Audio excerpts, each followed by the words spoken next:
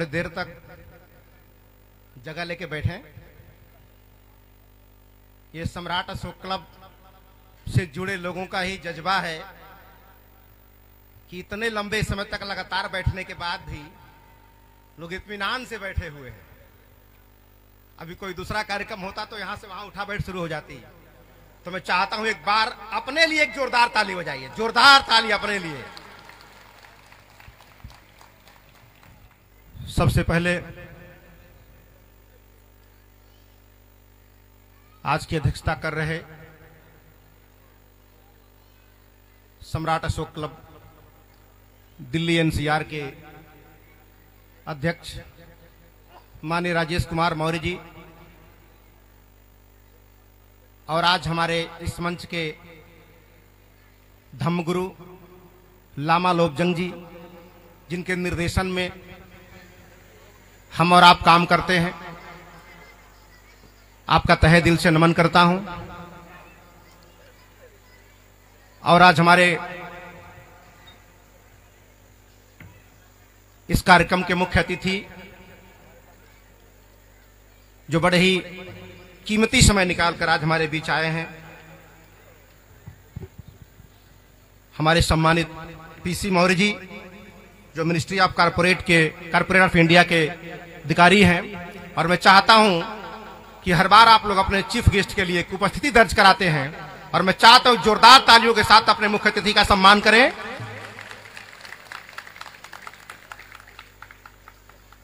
जब तक आप लोग खुलेंगे नहीं, क्योंकि जब तक आदमी अंतर्मुखी रहता है वो दुनिया में कुछ नहीं कर सकता है। जब तक वो बहिर्मुखी नहीं होता है, जब तक अपनी बातों को एक्सप्रेस नहीं कर सकता है। क्योंकि जब यह इंसान जब मान में रहता था, कंदराओं में रहता था, तो मान में रहने की वजह से ही वो मानव कहलाया। मान में रहने की वजह से मानव कहलाया। और वही मानव धीरे धीरे कुछ दिनों के बाद अपनी भावनाओं को व्यक्त करने लायक बन गया, तो वह मानव अपनी भावनाओं को व्यक्त करने की वजह से वो व्यक्ति कहलाया, वो व्यक्ति कहलाया। और जब तक अपनी भावना व्यक्त नहीं कर सकते खुल के, तब तक आप जैसे व्यक्तियों की काम की सुनवाई कहीं नहीं हो सकती है। तो मैं चाहता हूं एक जोरदार तालियों के साथ आपका सम्मान। अपने चीफ गेस्ट का सम्मान करते हुए आज हमारे मंच पे अतिथि के रूप में डॉक्टर आरपी मौर्य जी और सीने तारिका बंबई से चलकर जो हमारे बीच आई थी। साथियों, सम्राट अशोक क्लब क्या कर रहा है? किसी भी तरह की जानकारी को ज्ञान कहा जाता है। समझिएगा एक बातों को, किसी भी तरह की जानकारी को ज्ञान कहा जाता है, लेकिन वही जानकारी अगर व्यवस्थित हो जाती है उसी को विज्ञान कहा जाता है। वही जानकारी अगर व्यवस्थित हो जाती है उसी को विज्ञान कहा जाता है। जैसे आपके पॉकेट में मोबाइल है, उस मोबाइल के पुर्जे को निकाल के उसके सारे पुर्जे खोल दें और सारे पुर्जे फिर से आपके पॉकेट में रख दें, तो क्या बात होगी? नहीं होगी। क्यों नहीं होगी? सारे पुर्जे तो है ही है पॉकेट में। जिन जिन चीजों से मोबाइल बना था वो सब आपके पॉकेट में है, फिर बात क्यों नहीं हो रही है? इसलिए कि जिस पुर्जे को, जिस पार्ट्स को जहां होना चाहिए वहां पे नहीं है। अगर उसे व्यवस्थित कर दिया जाए तो टावर थोड़ा कम भी रहेगी तो बात होती रहेगी। तो हमारे पास भी, हमारे लोगों के पास भी न ज्ञान की कमी है न ज्ञानियों की कमी है। सम्राट अशोक क्लब उस ज्ञान और ज्ञानियों को व्यवस्थित करने की कोशिश कर रहा है। और जिस दिन व्यवस्थित हो जाएगा उस दिन धुन निकल जाएगा, संगीत बज जाएगा। जब तक जीवन साज तो बजते हैं, लेकिन मिलाना पड़ता है सुर एक साथ बजाने के लिए, मिलाना पड़ता है। तो सब चीजों को सम्राट अशोक क्लब व्यवस्थित करने की कोशिश कर रहा है। उसी व्यवस्थित करने की एक कड़ी थी आज की सीने तारिका रिया दीप्सी मौर्य। वो शमशान, वो एरिया हमारा था, वो एरिया खाली पड़ा था। अब अंकुरण निकलने लगा है, और एक ऐसा अंकुरण है जिसका समाज पे कब्जा होता है। तो मैं तो देखता हूं कि हमारी जो जमीन है वो सिर्फ जोतने बिना खराब हो रही थी, क्योंकि जोत दिया हम लोगों ने, तो बिना जोते जो कोई चीज जमती है तो घास कहलाती है, उसे घास फूस कहा जाता है, लेकिन जोत के बोते हैं वो फसल कहलाती है। तो सम्राट अशोक क्लब फसल तैयार कर रहा है, नाट घास, ये फसल तैयार कर रहा है। और ये जो वर्दी वाले बच्चे दिखाई दे रहे हैं मैरून कलर में, ये घास फूस नहीं है, ये फसल है जो जोत के तैयार किए जा रहे हैं, तरासे जा रहे हैं। उसी तराशने की कड़ी है रिया दीप्ति मौर्य, धनंजय मौर्य, पारसनाथ मौर्य, ये सब पारस हैं जिसको अशोक क्लब तराश रहा है। अभी तो भविष्य दिखाई देगा क्या होने वाला है। और जो सम्राट अशोक क्लब को मजाक में ले रहे हैं, आने वाले भविष्य में मजाक का पात्र बनने वाले हैं। इसलिए हमारे कार्यक्रम में आई डॉक्टर अंबिका जी बड़ा ही सुंदर तरीके से अपनी बात रख रही थी, क्योंकि आप उस विभाग से जुड़ी है जिस विभाग के हम काम कर रहे हैं, पुरातत्व विभाग से। वहां से तथ्य की जानकारी हमें मिलती है, फैक्ट पता चलता है, और उस फैक्ट को हम पब्लिक की भाषा में बनाकर आपके बीच लाते हैं। तो हम बड़ी श्रद्धा से आपका सम्मान करते हैं। और हमारे बीच हमारे जो आज हमारा विषय है, इस विषय से जुड़े हुए सम्मानित एडवोकेट अजय विक्रम सैनी जी हमारे बीच आए हैं। उनके बारे में कहा जाता था कि ऑन रिकॉर्ड सरकार के एडवोकेट हैं। तो आज मैं बता दूं कि आज के बाद आप सम्राट अशोक क्लब के ऑन रिकॉर्ड एडवोकेट हो गए।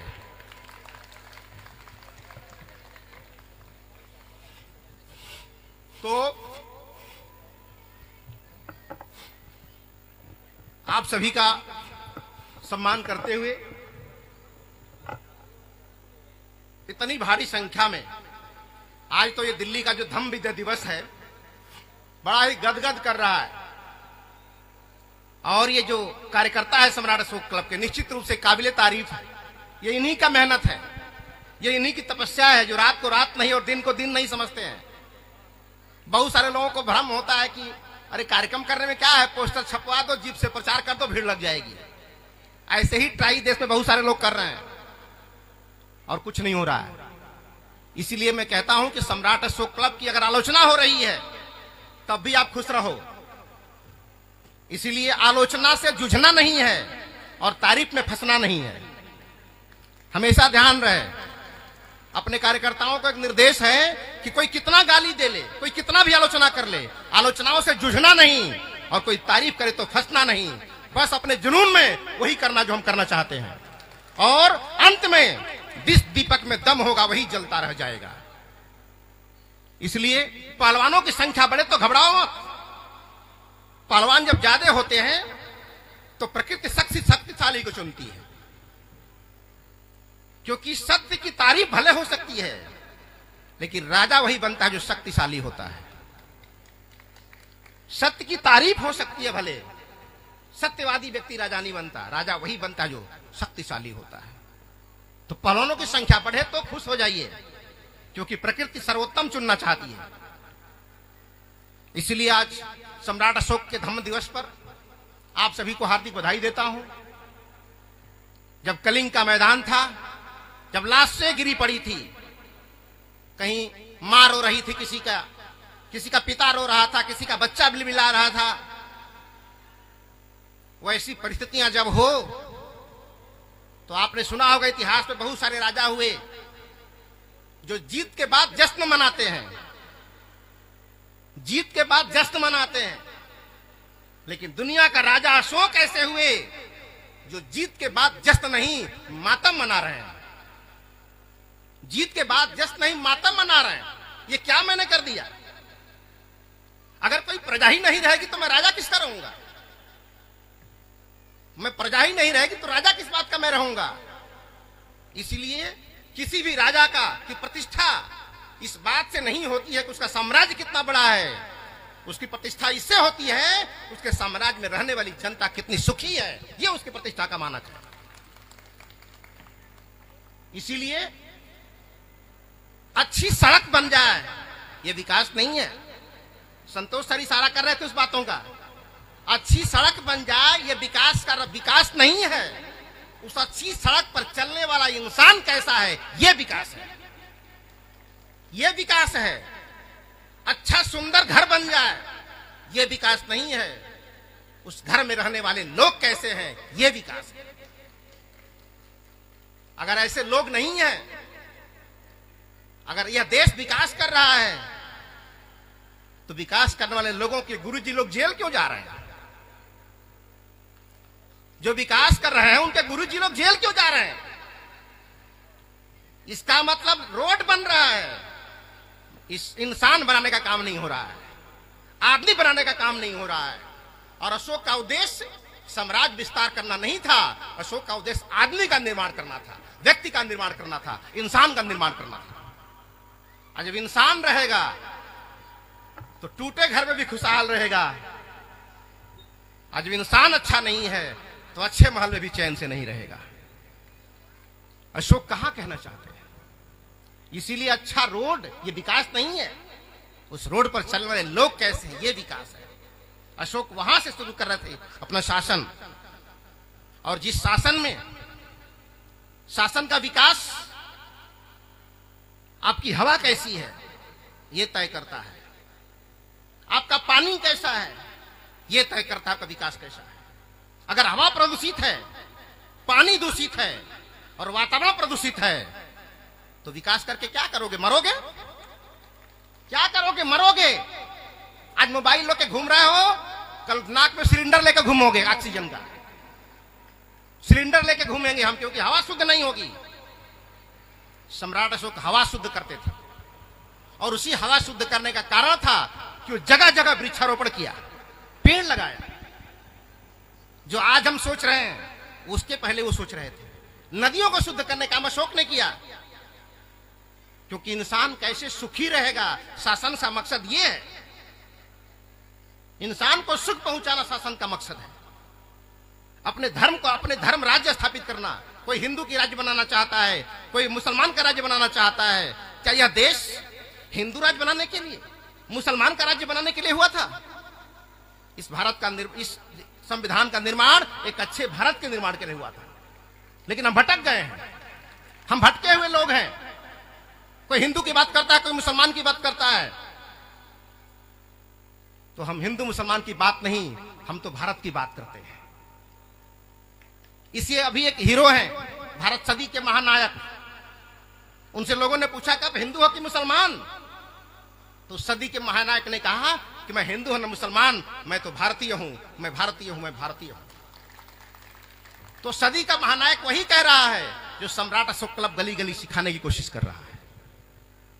ये विचारधारा का है। सम्राट अशोक क्लब विचारधाराओं का संगठन है। यहां से विचारधारा बनती है, सुबह से शाम तक विचारधारा पे व्याख्या चल रही है। और क्रांति हमेशा विचार से होती है, बदलाव हमेशा विचार से होता है, क्योंकि विचार से आप गुलाम हुए थे और विचार से आजाद होंगे। अगर विचार से आपको गुलाम बनाएगा तो विचार से आजाद होंगे। इसलिए हमेशा विचार क्रांति चलनी चाहिए, और सम्राट अशोक क्लब इसी विचार क्रांति के अभियान को तेज करने की कोशिश कर रहा है। इसलिए समझिए इसको गंभीरता से। और आज जो विषय हमारा चुना गया है, न्यायिक व्यवस्था। जो राजा ये कहता हो कि समस्त प्रजा मेरी संतान है, जो राजा एक लाइन में कहता हो कि समस्त प्रजा मेरी संतान है, उसका न्यायिक व्यवस्था कैसा होगा ये बताने की जरूरत है क्या? जो राजा ये कह दे कि समस्त प्रजा मेरी संतान है, जैसे हम अपनी संतान को सुखी देखना चाहते हैं उस तरह देश की प्रजा को सुखी देखना चाहते हैं, तो जो राजा प्रजा को अपने पुत्र की तरह देख रहा है, अपनी संतान की तरह देख रहा है, उसकी न्याय व्यवस्था कैसी होगी ये सोचने की बात नहीं है खाली। इसीलिए अपनी न्याय व्यवस्था को ठीक करने के लिए सम्राट अशोक ने एक अधिकारी नियुक्त किया अलग से, खास ट्रेनिंग देके, और उस अधिकारी का नाम था रज्जुक। रज्जुक नाम का अधिकारी। रज्जुक का मतलब जो राजा के अनुरूप हो, जैसा राजा सोचता हो वैसा ही वो अधिकारी सोचेगा, इसलिए उसका नाम रज्जुक हुआ। राजा के अनुरूप सोचने वाला, जैसा हम सोचते हैं। तो रज्जुक अधिकारी नियुक्त किया उन्होंने और उनको कानून के अनुसंधान का, खोज करने का, न्याय करने का खुली छूट दिया, पूरी छूट दिया। और जब छूट दिया उन्होंने तो जनता के बीच खड़ा होके ऐसे ही धम्म दिवस पर घोषणा किया बाइज्जत उसकी, रज्जुक की। और जनता से क्या कहा अशोक ने? कहा कि जैसे कोई व्यक्ति अपने बेटा को, अपनी संतान को किसी धाय के हाथ देकर संतुष्ट हो जाती है, किसी धाय मां के हाथों देखकर संतुष्ट हो जाती है कि जैसे मैं अपने बेटे बेटी का ख्याल करता हूं वैसे मेरी धाय मां ख्याल करेगी, उसी तरह से मैं अपनी देश की जनता को इन रज्जुकों के हाथ देकर संतुष्ट हो रहा हूं। इसका मतलब कितना विश्वसनीय अधिकारी होगा रज्जुक। और ये रज्जुक भी गलती ना करे, इसके लिए उन्होंने अलग से कहा कि इनके न्याय के बाद भी अगर कहीं अन्याय किसी को होता है तो राजा सीधा हमसे, जनता सीधा हमसे बात कर सकती है। आप कोर्ट में देखते हैं कि किसी की फांसी की सजा हो जाती है तो उनको मोहलत मिलती है 3 दिन की। 3 दिन में आप चाहो तो फिर से अर्जी दे सकते हो। ये व्यवस्था सम्राट अशोक ने लागू की थी। ये व्यवस्था अशोक ने लागू की थी कि अगर हमारा रज्जुक, हमारा नगर का जो अधिकारी है, अगर गलत न्याय दे दिया तो उस आदमी को अधिकार होगा सीधा राजा से संपर्क कर अपनी बात रख सकता है। ये 3 दिन की जो मोहल्लत है ये सम्राट अशोक की देन है। अशोक से पहले, चंद्रगुप्त मौर्य से पहले जो राजा गद्दी पर बैठते थे उस गद्दी का नाम होता था राजगद्दी। आपने सुना होगा बहुत सारे राजा राजगद्दी पर बैठ गए, लेकिन पहली बार जब चंद्रगुप्त अशोक गद्दी पर बैठे तो उस राजगद्दी का नाम सिंहासन कहा जाने लगा। ये सिंहासन है, ये सिंहासन है। चंद्रगुप्त मौर्य से पहले उस गद्दी का नाम राजगद्दी था, लेकिन आज उसे कहा जाता है सिंहासन। इसलिए चंद्रगुप्त मौर्य की गद्दी के दोनों तरफ शेर होते हैं। सिंहासन यानी सिंहासन वर्ड के जन्मदाता आप है। तो क्या कितनी बड़ी बात है। इसी तरह बहुत सारी चीजें हैं जो हमने घटाया दुनिया में। और जो न्याय व्यवस्था थी उस समय, आज बहुत सारे लोग कहते हैं कि संविधान उधार लिया गया देश से, दूसरे देशों से। संविधान उधार नहीं लिया गया था। जो हमारे देश से लोगों ने सीखा था उसे हम लोगों ने भुला दिया था, उसे हम फिर से अपना लिए। खाली दुनिया हमसे उधार ली थी। लोग कहते हैं कि भारत की खोज किसने किया? वास्को डी गामा ने किया। वास्को डी गामा ने अगर भारत की खोज 14वीं सदी में किया, 14वीं सदी में, तो 14वीं सदी से 1000 साल पहले चंद्रगुप्त मौर्य की ससुराल कैसे हो गई यूनान में?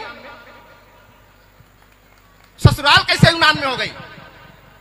तो जिनको भारत का पता नहीं था उनके पहले हमारा ननिहाल और ससुराल वहां पे हुआ करता था। तो दुनिया को पता नहीं था भारत के बारे में, लेकिन भारत को दुनिया के बारे में पहले से पता था। 1000 साल जो कटा रह गया दुनिया से भारतवर्ष, इस 1000 साल में कितनी क्षति हुई देश की ये कहा नहीं जा सकता है, कहा नहीं जा सकता है। इसीलिए आप लोगों को इस सब अध्ययन करने की जरूरत है। इसलिए अपने नौजवानों से मेरा निवेदन है कि इतिहास के छात्र ही नहीं, इतिहास के पात्र भी बनो, ताकि आने वाले भविष्य में आपको पढ़ा जाए, आपको लोग जाने। क्योंकि हम जिनको पढ़ रहे हैं वो कभी इतिहास के पात्र थे और आज हम उनके छात्र हो गए हैं। तो प्रयास ये करो कि आज हम ऐसा काम करें कि हम इतिहास के पात्र बने और आने वाले बच्चे हमारे इतिहास के छात्र बने, जाने इसको। इसलिए इस बात को गंभीरता से लीजिएगा। और जो हमारा संविधान रखा है इस मंच पे, संविधान को 2 तरीके से पढ़ा जा सकता है। एक तो इनके शब्दों को पढ़ा जा सकता है और एक है कि शब्द में छुपी भावनाओं को पढ़ा जा सकता है। तो बहुत सारे कम ऐसे लोग हैं जो संविधान की भावनाओं को समझ पाते हैं। संविधान का मकसद क्या था? संविधान के शब्दों को पढ़ते हैं खाली। तो शब्दों से काम नहीं चलेगा, उसमें छुपे भाव को समझना होगा। इसको कैसे बरगला दिया गया? हानि लाभ जीवन मरण, जस अपजस विधि हाथ। ये विधि क्या है भैया? हानि लाभ किसके हाथ में है? विधि के हाथ में है। जीवन मरण किसके हाथ में है? विधि के नाम से है। लेकिन विधि माने क्या पढ़ाया गया आपको? विधि माने ऊपर वाला, विधि माने ईश्वर। दुनिया के किसी भी शब्दकोश में विधि माने ईश्वर नहीं होता है। विधि माने होता है कानून, नियम, ला। तो हानि भी नियम पर निर्भर है और लाभ भी नियम पर निर्भर है। बिजनेस की जो पॉलिसी है, बिजनेस का जो कानून है, जो कंपनी एक्ट है, उसके अनुसार आप काम करते हैं तो लाभ होगा, और उसके विरोध में काम करेंगे तो हानि होगी। जो हमारा कानून है, रोड पे कैसे चलना है, बाएं। अब बोलेंगे हमारी आस्था तो दाएं में है, हमारी आस्था तो दाएं में है। तो तेरी आस्था दाएं में है, अगर चल दाएं तो लात खाएगा। और तुम्हारे घर पहुंचने से पहले, खासकर दिल्ली में, तुम्हारे घर पहुंचने से पहले तुम्हारा चालान पहुंच जाएगा घर। उस दिन पता चलेगा तेरी आस्था कितने कौड़ी की है। तो बाएं ही चलना है। ये अलग बात है कि हमारे देश में, दुनिया के सारे देश में जो राइट साइड है वो राइट साइड है। दुनिया के दूसरे देशों में जो राइट साइड है वो राइट साइड है। हमारे यहां लेफ्ट साइड राइट साइड है। हमारे यहां जो लेफ्ट साइड है वो राइट साइड है कि नहीं? इसलिए सब गड़बड़ाता है। लेफ्ट साइड तो राइट साइड बनाकर सीखना पड़ रहा है कि भैया लेफ्ट चलना है। अगर राइट साइड होता तो याद करने की जरूरत नहीं होती, अलग से कर दिया, इसलिए याद करना पड़ गया। तो हानि लाभ जीवन मरण, यानी बाएं चलेंगे तो सुरक्षित घर जाएंगे, और कानून और रोड के नियम का उल्लंघन करेंगे तो मर के घर जाएंगे, तेरी लाश घर जाएगी। तो जीवन मरण किसके हाथ में है? ला के, कानून के हाथ में है। तो हानि लाभ जीवन मरण, जस अपजस, आपका जो जस है, जो उसकी पॉलिसी है संविधान की, उस संविधान का पालन करते हुए अगर दुनिया में काम करेंगे तो आपका जस होगा। कानून का उल्लंघन करके काम करेंगे तो आपका अपयश होगा। यही उसके हाथ में, यही ला है, यही कानून है। तो कानून को पेचीदा बना दिया गया है और हमको इस कानून को सहज बनाना है, सहज बनाना है। दुनिया में सबको पता है कि कौना देवता को कौन सी प्रसाद चढ़ती है, सबको यह पता। अभी मैं गया था एक जगह बनारस में, तो इनकम टैक्स का ऑफिस है वहां आलमबाग में, आलमबाग मुलायम रोड पे। तो वहां दरवाजा है, 2 दरवाजा घुसने का। तो उस पे सम्राट अशोक की मोहर लगी है, अशोक का स्तंभ बना हुआ है। उसके नीचे सत्यमेव जयते नहीं लिखा है। तो मैंने अधिकारी से पूछा कि भाई सत्यमेव जयते क्यों नहीं लिखा? ये भारत की मोहर है क्या? ये राज चिन्ह है क्या? तो बोला राज चिन्ह तो है। बोले ये तो राज चिन्ह गलत है, ये तो सत्यमेव जयते नहीं लिखा है। तो बोले कि मिस्टेक हो गया होगा, मिस्टेक हो गया होगा। आदमी जब मंदिर में जूता पहन के ना जा सकता है, मस्जिद में जूता पहन के नहीं जा सकता है, तो सत्यमेव जयते कैसे छूट जाता है? कैसे छूट जाता है? इसका मतलब हुआ कि हमारे अंदर हिंदू बनने का संस्कार है, मुसलमान बनने का संस्कार है, लेकिन भारतीय बनने का संस्कार यही सम्राट अशोक क्लब को करना है, यही सहूर सिखाना है। और आप लोगों ने जो राष्ट्रीय प्रतीकों की यात्रा निकाली है, जिले जिले, गांव गांव, आपको क्या लग रहा है इसका असर नहीं हो रहा है क्या? बड़ा गहरा असर हो रहा है। इसमें मैं देखा हूं हमारे भाई, मैं अभिनंदन करता हूं उन भाइयों का जो इस अच्छी बात को फॉलो कर रहे हैं, इस अच्छी बात को अपने जीवन में लागू कर रहे हैं। इसमें ज्यादातर मैं देखा हूं इस बार तजिया निकली है पूरे देश में। तजिया के आगे आगे तिरंगा चलता था, पीछे पीछे हरा झंडा चलता था। अभी दुर्गा पूजा के पंडाल लगे हैं, दुर्गा पूजा के पंडालों के ऊपर सबसे टॉप पर तिरंगा फहर रहा है, उसके नीचे भगवा फहर रहा है। ये कहीं न कहीं सहूर सिखा रहे हैं आप, कहीं न कहीं सहूर सिखा रहे। तो बुराई के लिए हल्ला मत करो, अच्छा ही बताओ खाली बस। जो लोग बुरे हैं उनको बुरा कहने की जरूरत नहीं है, बस जो अच्छा है समझा दो, वो लोग शुरू कर देंगे।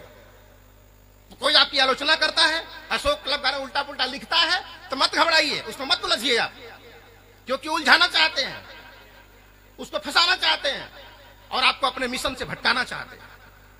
इसलिए यूं ही वक्त कम है दोस्ती के लिए, मेरा कहना अपने साथियों से, यूं ही वक्त कम है दोस्ती के लिए, कहां से वक्त निकालूं दुश्मनी के लिए? कहां से वक्त निकालूं दुश्मनी के लिए? फुर्सत कहां है? No time. वो बड़े महान लोग हैं जो दोस्ती और दुश्मनी दोनों के लिए टाइम निकाल ले रहे हैं। इसीलिए कोई अगर आपकी तारीफ करता है, सहयोग करता है, तो उसे अपना मित्र समझना, और कोई आपका विरोध करता है उसे अपना कल्याण मित्र समझना।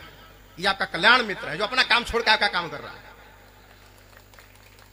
इसलिए हमेशा ध्यान रहे, क्योंकि हम लोगों ने संगठन बहुत खड़े किए हैं, मिशन खड़ा नहीं कर पाए। अशोक क्लब पहला ऐसा संगठन है जो मिशन खड़ा कर रहा है, व्यवस्थित कर रहा है। तो घबराने की जरूरत नहीं है, और अपने व्यक्तिगत मान सम्मान के लिए लड़ाई नहीं लड़ना है। जो इस संगठन में अपने मान सम्मान के लिए आएगा वो धोखा खाएगा। मेरा प्रतिष्ठा हो जाए, हमको माला पहरा दिया जाए, हमको तो अच्छा लग रहा था। वो पारसमणि और धनंजय गार तक मुझे दुख हो रहा था कि हम निचवा क्यों नहीं है। अगर नीचे होते हम भी कमर हिलाए होते आपके साथ, मजा नहीं ले पाए बढ़िया कार्यक्रम में। तो हर चीज बहुत व्यवस्थित चल रही है, और उसमें हम लोगों का चमत्कार नहीं है, सब आपकी मेहनत का नतीजा है, आपकी तपस्या का फल है।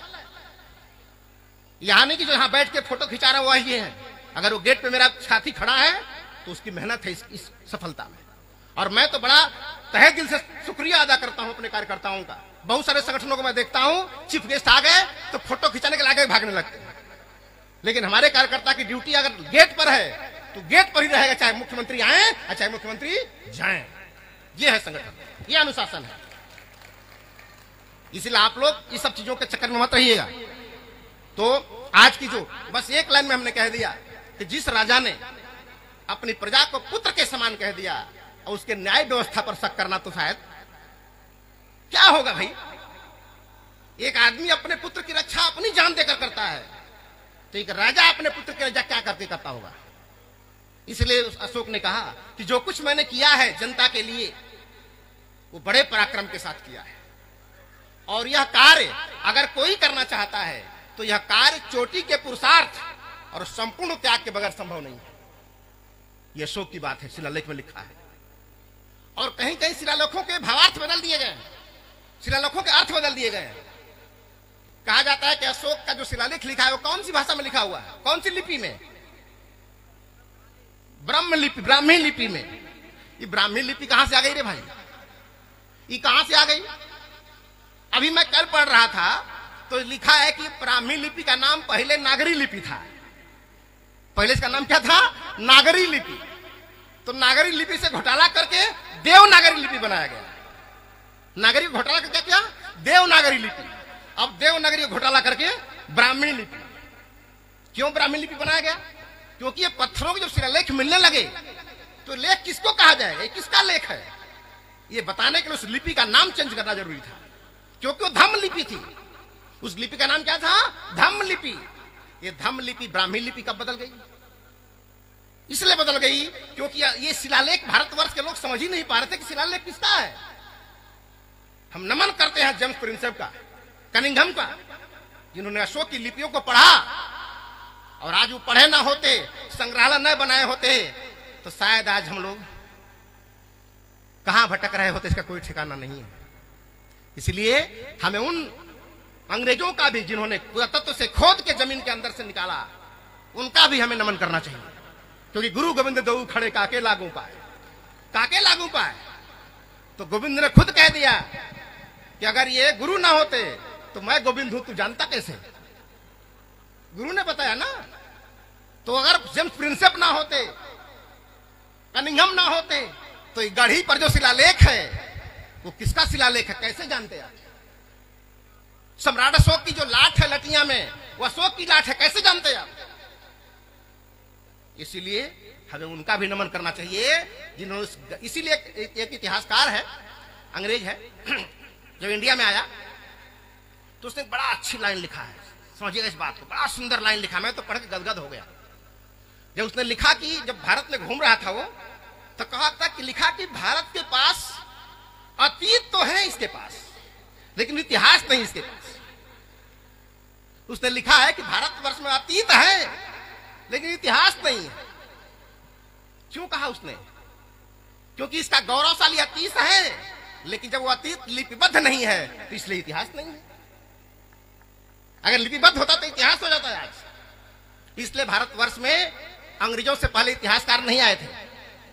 अंग्रेजों से पहले भारत में इतिहासकार नहीं थे। उपन्यासकार, ग्रंथकार, टीकाकार, साहित्यकार, कथाकार, कुलकार थे, लेकिन इतिहासकार नहीं थे। इतिहासकार तो जेम्स प्रिंसेप को पढ़ के पैदा हुए, कनिंघम को पढ़ के पैदा हुए। इसलिए भारत के जब इतिहास लिखते हैं लोग तो उन्हें लिखना पड़ता है किसके अनुसार? कनिंघम के अनुसार, प्रिंसेप के अनुसार। और तेरा अनुसार कहां चला गया? क्योंकि तेरा अनुसार तो ये पढ़ाने में बीत गया कि आज विजयदशमी के दिन राम ने रावण को मार के विजय प्राप्त की थी, ये बताने में समय बीत गया। तो इस विजयदशमी का जो पर्व है ये राम का रावण पर विजय नहीं है। आज आपको ये बताने की कोशिश करना है कि हिंसा पर अहिंसा की विजय है, हिंसा पर अहिंसा का विजय है। आज के दिन एक राजा चंडाशोक से धम्माशोक बनता है, यह क्रांति है पूरी दुनिया में। तो अब पूरे दुनिया में एक माहौल बनेगा जिसकी अगुवाई आपको करनी है। और वो माहौल कैसा बनेगा? दुनिया दो भाग में बटेगी। समझिएगा पीछे तक लोग ध्यान से, दुनिया दो भाग में बंटने वाली है। अब एक तरफ हिंसकों की फौज खड़ी होगी और दूसरी तरफ अहिंसकों की फौज खड़ी होगी। दुनिया के पास एटम बम होगा लेकिन भारत के पास गौतम बुद्ध का धम्म होगा, धम्म होगा। इसलिए आपके प्रधानमंत्री को बार बार जाके बोलना पड़ रहा है कि हमने बुद्ध दिया है। हमने क्या दिया है? बुद्ध दिया है। काहे नहीं किसी और की बात कर रहा है? क्योंकि अंतर्राष्ट्रीय मंच पर रखने के लिए इनके पास कोई महापुरुष ही नहीं है। इसलिए बुद्ध की मार्केटिंग कर रहे हैं। वो आस्था नहीं है, वो मार्केटिंग है खाली। इसलिए दुनिया दो भाग में बटेगी, एक तरफ हिंसकों की फौज खड़ी होगी, दूसरी तरफ अहिंसकों की फौज खड़ी होगी। दुनिया एटम बम लेकर खड़ी होगी, भारतवर्ष गौतम बुद्ध का धम्म लेकर खड़ा होगा। युद्ध होगा दोनों में, जीतने की संभावना दोनों की है, जीतने की संभावना दोनों की है। लेकिन रिजल्ट क्या होगा मैं अभी बता देता हूं। अगर एटम बम वाला जीत गया तो हारने वाला भी मर जाएगा और जीतने वाला भी मर जाएगा, दोनों का सत्यानाश हो जाएगा। लेकिन अगर गौतम बुद्ध का धम्म जीत गया तो हारने वाला का भी कल्याण हो जाएगा और जीतने वाला का भी कल्याण हो जाएगा। यह है ताकत धम्म की, दोनों का कल्याण होगा। इसलिए सम्राट अशोक क्लब किसी को हराने के लिए नहीं लड़ रहा है। अगर कोई अपना प्रतिद्वंदी समझता होगा तो ये निकाल दे दिमाग से। हम किसी को हराने के लिए नहीं लड़ रहे हैं लेकिन जीतने के लिए लड़ रहे हैं। हमारी लड़ाई जीतने की है लेकिन किसी को हराने की नहीं है। और जिसकी लड़ाई हराने पर रहती है वो अपने संगठन में काम कम करता है, दूसरे को लंगी मारने के चक्कर में ज्यादा रहता है। क्योंकि हम किसी को हराना निकले, हमको नहीं जीतना है, ये ना जीतने पाए तो उसको हराने के लिए हम लंगी मारते हैं, टांग फंसा के गिरा देते हैं। लेकिन जो जीतने के लिए लड़ रहा है वो टांग नहीं फंसाएगा। तू भी दौड़ो, हम भी दौड़े, जो तेज दौड़ेगा वो फर्स्ट हो जाएगा। क्या है? एक बार मेरी पत्नी ने कहा अपने बेटे से कि बेटा तुझे क्लास में सबसे ज्यादा नंबर लाना है। तो हमने कहा किस बात के लिए? इसमें क्या खुशी हो जाएगी हमको? अगर क्लास में सबसे ज्यादा नंबर पा जाएगा तो क्या खुशी होगी हमें? हमारी लड़ाई क्लास अपने फ्रेंड से है क्या? हम ट्यूशन पढ़ रहे हैं अपने फ्रेंड से ज्यादा नंबर लाने के लिए? हमारा प्रतिद्वंदी तो 100% का मार्क है ना कि हमारा दोस्त है। हमारा प्रतिद्वंदी कौन है? 100% का जो मार्क है, 100 में 100 लाना हमारा प्रतिद्वंदी है ना कि मेरा फ्रेंड्स है। अगर मेरा दोस्त भी 100 पा जाए, मैं भी 100 पा जाऊं, वो भी लड्डू खाएगा, मैं भी लड्डू खाऊंगा, क्या दिक्कत है? क्या दिक्कत है इसमें? किसी लड़के से ज्यादा मुझे क्यों पाना है? मुझे बड़ा दुख होता है। हर लोग कहते हैं क्लास में टॉप करना है। क्लास में टॉप कर कौन तीर मार लेगा? वो अगर सारे बच्चों ने 17 नंबर पाया है और आपका बेटा 18 पाया तो टॉप कर दिया ना। आपको टॉप करने से मतलब है वो फेल हो गया विषय नहीं है। क्योंकि सारे बच्चे 17 पाए 50 में, आप मेरा 18 पा गए तो टॉप कर दिया। वो तो अब आईएएस बन जाएगा। ये टॉप करने से मतलब है हमारी लड़ाई 100 नंबर से है, नॉट हमारे फ्रेंड से, क्लासमेट से, क्लास फेलो से लड़ाई नहीं है। तो सम्राट अशोक क्लब की लड़ाई भी 100 नंबर से है, जिसमें दुश्मन भी का भी कल्याण होगा और जो दोस्त होंगे उसका भी कल्याण होगा। हम लोग किसी को प्रतिद्वंदी नहीं मानते। इसलिए अपने आइडियोलॉजी चेंज कीजिए, अपने काम को चेंज कीजिए और अशोक को समझने की कोशिश कीजिए। अशोक अगर इतना आसान होते, इतने सहज आदमी होते तो राष्ट्रीय ध्वज में अशोक चक्र नहीं आया होता। भारत में बहुत सारे चक्र थे, कोई उंगली में घुमाता था, कोई गोड़ में घुमाता था। वो सारे चक्र क्यों नहीं हो गए? उंगली में घूमने वाला कहा नहीं चला गया, चक्रवा चला गया राष्ट्रीय ध्वज में? क्योंकि दोनों चक्र का अपना अपना उद्देश्य है। एक उंगली वाला चक्र जब घूमता है तो किसी न किसी की हत्या करता है, उंगली से निकलेगा तो किसी न किसी को मारेगा। लेकिन अशोक का चक्र घूमेगा तो कल्याण होगा दुनिया में। ये दोनों का चक्र अंतर है। इसलिए अशोक चक्र को राष्ट्रीय ध्वज में लाया गया, क्योंकि हमारे संविधान का उद्देश्य वेलफेयर स्टेट की स्थापना करना है, लोक कल्याणकारी राज्य की स्थापना करना है। इसलिए इतिहास में टटोला गया कि वह कौन सा राजा था जिसका राज्य लोक कल्याणकारी राज्य था। तो 5000 साल के इतिहास से जब खंगाला गया तो देखा कि अशोक के अलावा कोई ऐसा राजा नहीं है जिसके राज्य को लोक कल्याणकारी कहा जा सके। इसलिए जो हमारे संविधान का मकसद था वेलफेयर स्टेट की स्थापना करना, तो ये हमारा मकसद है, लेकिन भूल न जाए, ये भूल न जाए, ये बात याद कैसे रहेगी। जैसे गांव में आप देखेंगे कोई बाजार से सामान लाना होता है तो लोग भूल न जाए इसलिए रुमाल गठिया के रख लेते हैं, रुमाल गांठ लगा के पॉकेट में रख लेते हैं, ताकि बाजार में जाएंगे तो रुमालिया गांठ लिखेंगे तो समझा हाँ कुछ भूल गए, लेके जाना है। गांठ लगाते थे। तो ये जो अशोक चक्र लगा है राष्ट्रीय ध्वज में, ये चक्र नहीं, ये गांठ है। ये उन लोगों के लिए है कि संविधान बनाने वाले रहे चाहे न रहे, लेकिन इस संविधान का उद्देश्य क्या है, ये देश चलाने वालों को ये चक्र एहसास कराता रहेगा, इसलिए वो चक्र वहां लगाया गया है। लेकिन यहां तो हम चल दिए कोई हिंदू राष्ट्र बनाने, कोई मुसलमान राष्ट्र बनाने, हम तो भूल ही गए कि इस देश को हम एक बहुत अच्छा स्वस्थ भारत राष्ट्र बनाने चले थे। भारत देश नहीं है, भारत एक देश नहीं है, India is not a country. India कोई कंट्री नहीं है, अगर आप जानते हो तो भ्रम में रहना, भ्रम में रहता नहीं सब। इंडिया कंट्री नहीं है। अगर कंट्री होती, देश होता, तो गांधी जी देश पिता होते। क्या होते हैं? देश पिता, फादर ऑफ कंट्री। लेकिन उन्हें फादर ऑफ कंट्री नहीं कहा जाता, कहा था फादर ऑफ नेशन। भारत क्या है? नेशन है, एक राष्ट्र है। और राष्ट्र उसे ही कहते हैं जहां विभिन्न मत मतांतर के लोग रहते हो और सबको अपने विचार की अभिव्यक्ति का पूरा अधिकार हो, वो नेशन कहलाता है, वो राष्ट्र है। और जहां विभिन्न मत मतांतर के लोग रहते हो, जहां विभिन्न धर्म के अनुयायी रहते हो, वहां पर संविधान के अलावा कोई भारत में ऐसी किताब नहीं है जिससे इस देश को चलाया जा सके, चलाया जा सके। लेकिन अफसोस की बात है कि सब कुछ, सारे ग्रंथ गांव गांव पहुंचा दिए गए, हर ग्रंथ की कथा सुनाई गई गांव गांव जाके, लेकिन आज तक हमारा जो भारतीय संविधान है, ये जज साहब और वकील साहब की मोनोपोली बनी रह गई। ये गांव में नहीं जा पाया, आज तक गांव में नहीं जा पाया। इसलिए सम्राट अशोक क्लब को अब संविधान और उसकी भावनाओं को गांव गांव तक पहुंचाना है, ठीक उसी तरह जैसे पोलियो ड्रॉप को गांव गांव पहुंचाया जाता है। पोलियो ड्रॉप में क्या होता है, एक भी बच्चा छूटा तो सुरक्षा चक्र टूटा। यहां पूरे देश के लोग छूटे हैं, पूरा देश ही छूटा है, तो सुरक्षा चक्र टूटेगा नहीं तो क्या होगा? पाकिस्तान घुसेगा, चाइना घुसेगा। आज चाइना हमारे लिए बंदूक लेके खड़ा है। चाइना तो हमारा चेला है ना, भगवान बुद्ध का क्या है, वो चेला है। तो चेला गुरु पर अटैक क्यों कर रहा है? इसका मतलब गुरु और चेला में कोई कंफ्यूजन हो गया। ये कंफ्यूजन कौन दूर करेगा? अगर पंचशील पर आधारित ये दुनिया का हमारा गठबंधन है, पंचशील पर आधारित समझौते हुए थे, वो पंचशील कौन समझाएगा दुनिया को? आप जब नहीं समझाओगे तो चोर तो हमेशा वही कानून बनाई, सिर्फ चोरी बढ़ती रहे। और आपके गाली देने से चोर चोरी करना नहीं छोड़ देगा, आपके गाली देने से मच्छर काटना बंद नहीं कर देगा। कितनी गाली दोगे तो मच्छर काटना बंद कर देगा? कितनी गाली दोगे साल भर में तो मच्छर काटना बंद कर देगा? जिंदगी भर गाली देते रहोगे तभी बंद नहीं करेगा, कि मच्छर का नेचर है, उसका नेचर है काटना। और आपका नेचर क्या है? कटवाना। आपका नेचर क्या है? तो मच्छर अपने काम में कामयाब है, लेकिन आप अपने काम में कामयाब, तो गाली मच्छर को क्यों दे रहे हो? फेल आप हो तो गाली उसको क्यों दे रहे हो? अगर आपके अंदर कुवत है तो मच्छरदानी खरीद लो, मच्छर को गाली देने से कोई फायदा नहीं हो जाएगा। सुरक्षा कवच बना लो। इसलिए हमारे भारत की जो सेना है, भारत की सेना डिफेंस कहलाती है। हर व्यक्ति को अपनी सुरक्षा का अधिकार है, आक्रमण करने का अधिकार नहीं है। हम पाकिस्तान पर कब्जा नहीं कर सकते, चाइना पर कब्जा नहीं कर सकते। हमारी जो सेनाएं खड़ी हैं वो डिफेंस के लिए खड़ी है।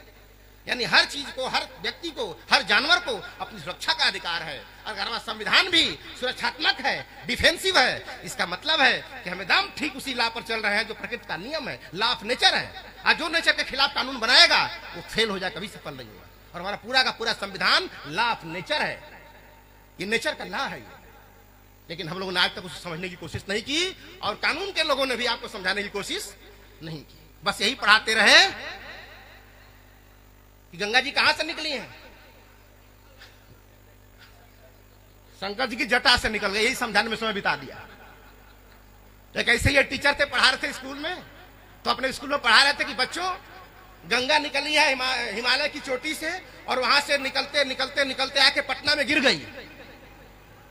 तो एक मास्टर उधर ही से प्रबंधक जा रहे थे स्कूल के, बोले कि अरे मास्टर साहब, ये गंगा पटना में गिरी है।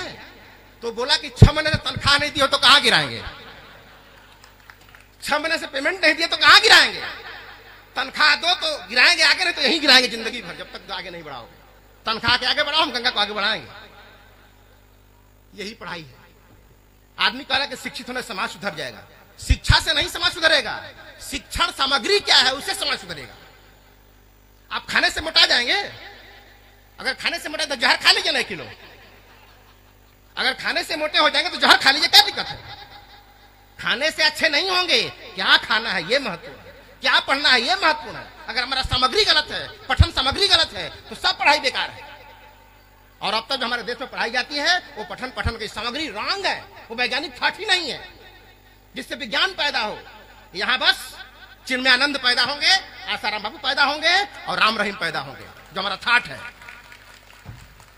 यही हमारा ठाठ है, हमारी संस्कृति का प्रोडक्ट है, ये हमारे संस्कृति के प्रोडक्ट है, सैंपल है ये सब।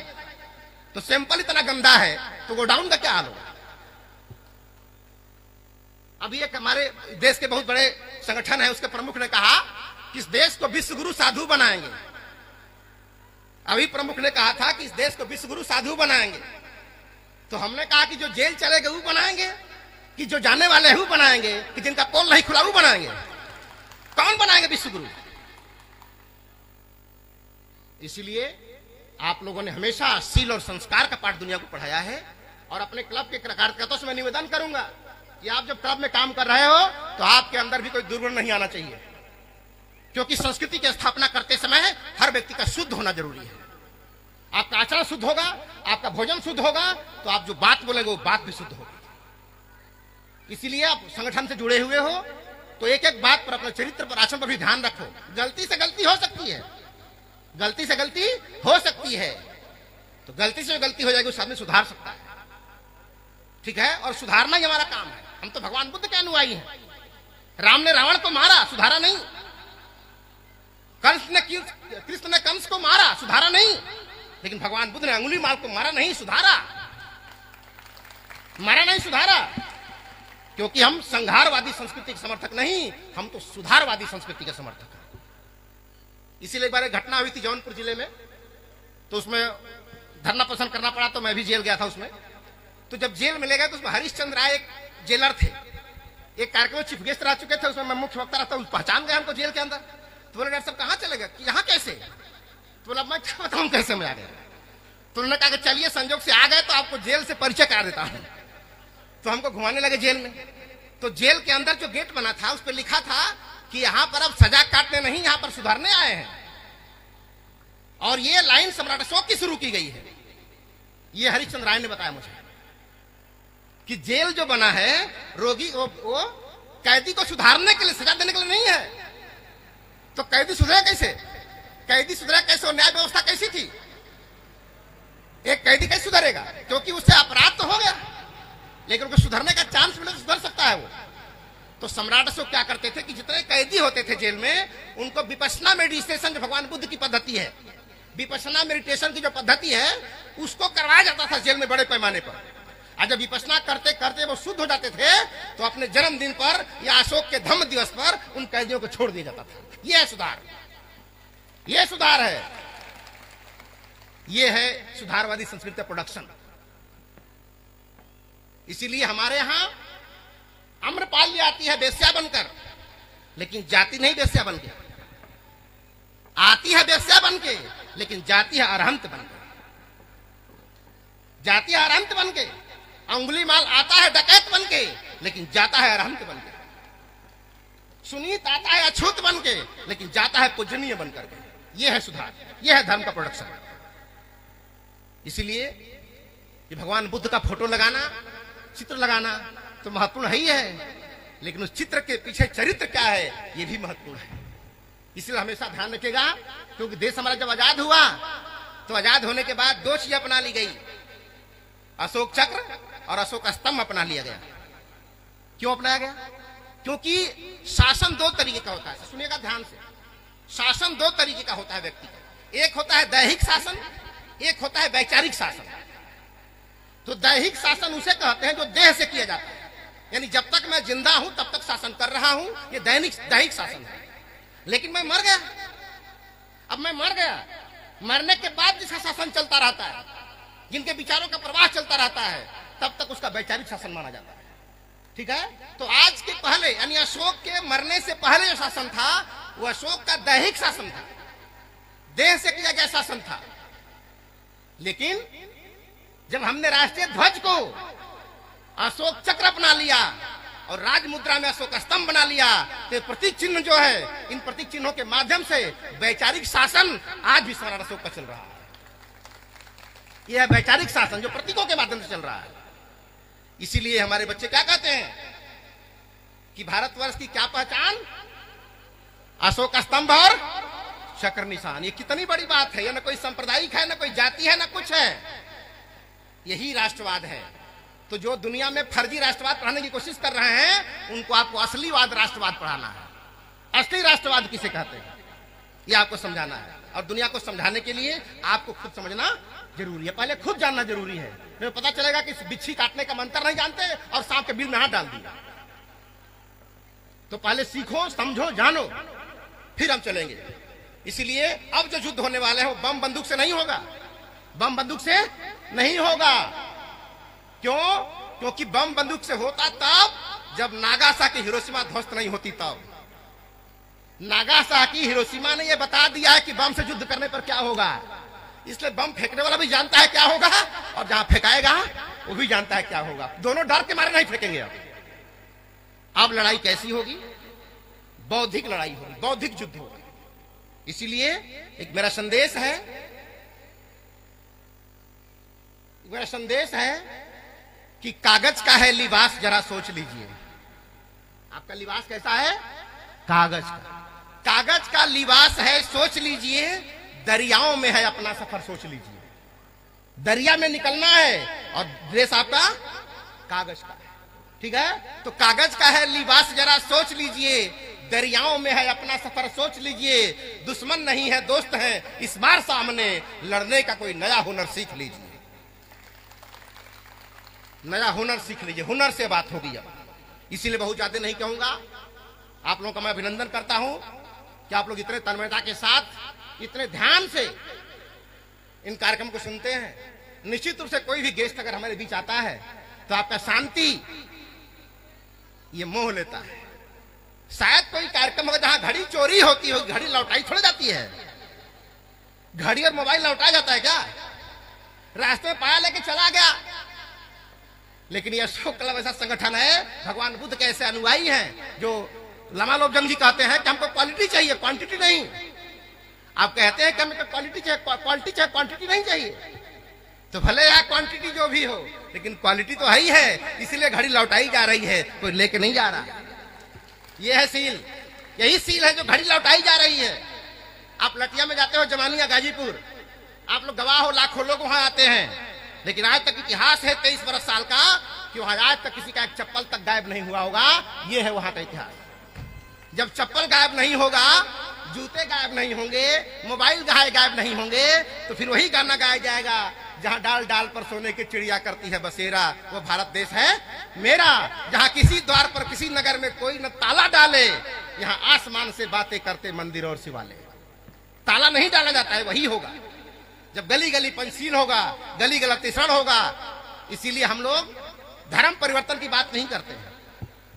धर्म परिवर्तन हमारा मकसद नहीं है। क्यों? क्योंकि आप कट्टर हिंदू हो और चोर हो तो क्या फर्क पड़ता है? कोई धर्म हो तेरा। अगर आप चोर हो, चोरी करते हो, तो हिंदू हो मुसलमान हो, क्या फर्क पड़ता है? अगर आपने चोरी छोड़ दिया है तो हिंदू रहो चाहे मुसलमान, क्या फर्क पड़ता है?